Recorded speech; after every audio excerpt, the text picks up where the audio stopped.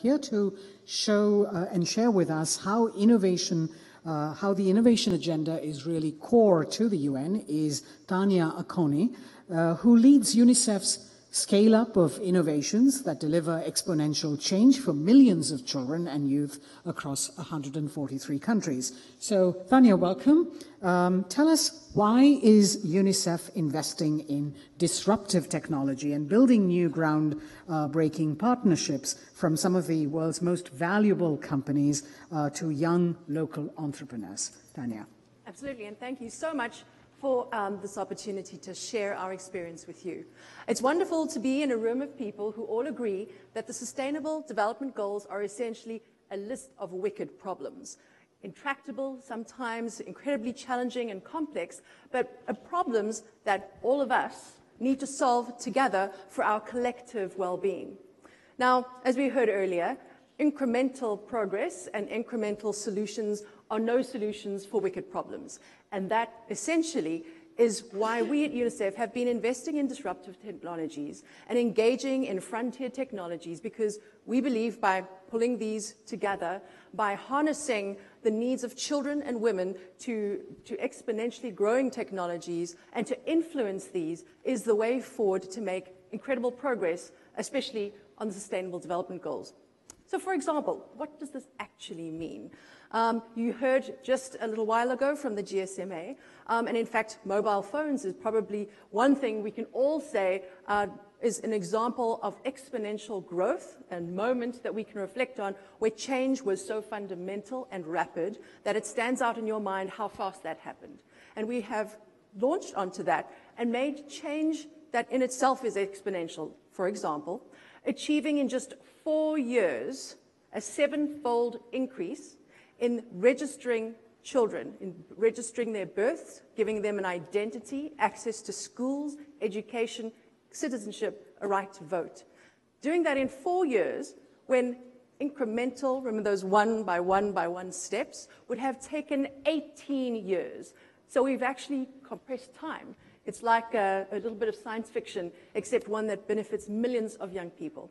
We've compressed the time from 18 months to minutes to be able to track the status of children, whether their teachers are in school, if their toilets are functional, in every single elementary school nationwide in a country like the Central African Republic, and that was rolled out just as the conflict was coming to an end.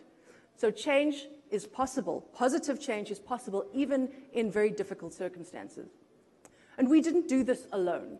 We work with so many organizations that, like you in the room, civil society organizations, private sector companies, and my favorite renewable energy in the entire world that no one has mentioned yet in these last 2 days, young people. Young people with incredible ideas in the developing world who know their problems better than any of us. Any of us professionals in the development industry ask young people. We do. We've asked 3 million plus people in 34 countries on a single platform called UReport. They tell us the status of their services. They give us access to data that's really difficult to get. So we have someone who was talking about dark data and social. Actually, you didn't speak so much about that. But they really illuminate their reality. They illuminate it and they come back to us with suggested solutions.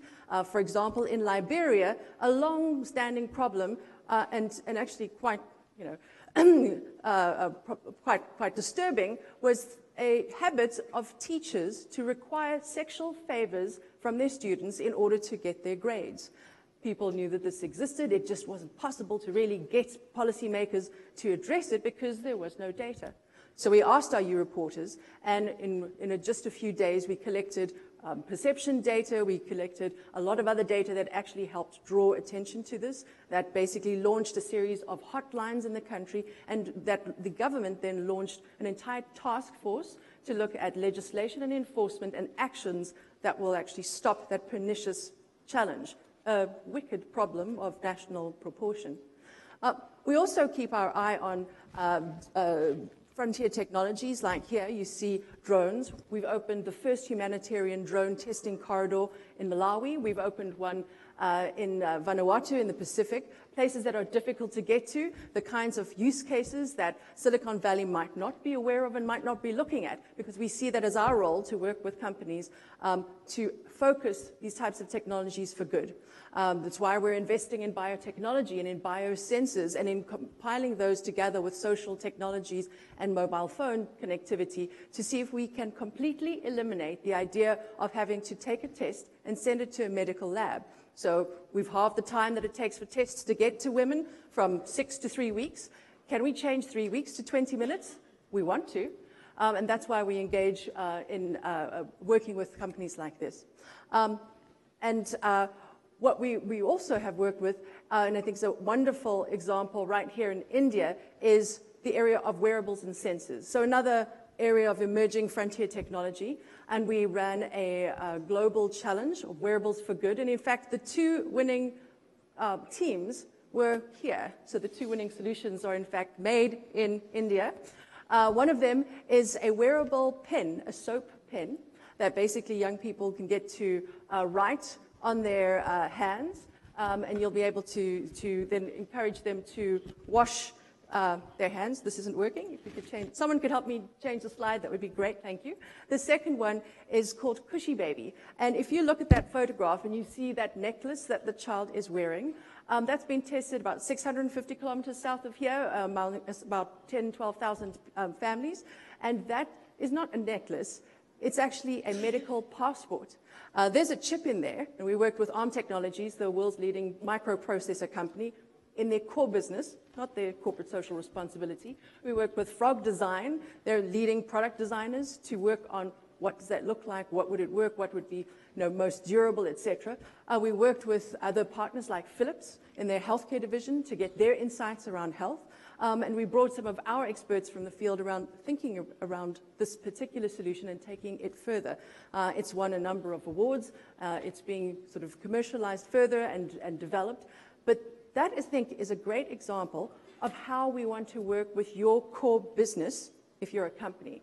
We don't look for only your money, although that's very welcome. But we feel like your intellectual capital, your expertise, your knowledge of business models, and our knowledge and our connection to the realities of the opportunities that the SDGs present, particularly in the developing world, is how we together are going to get to 2030 and are going to be able to meet every one of those 17 goals. Thank you.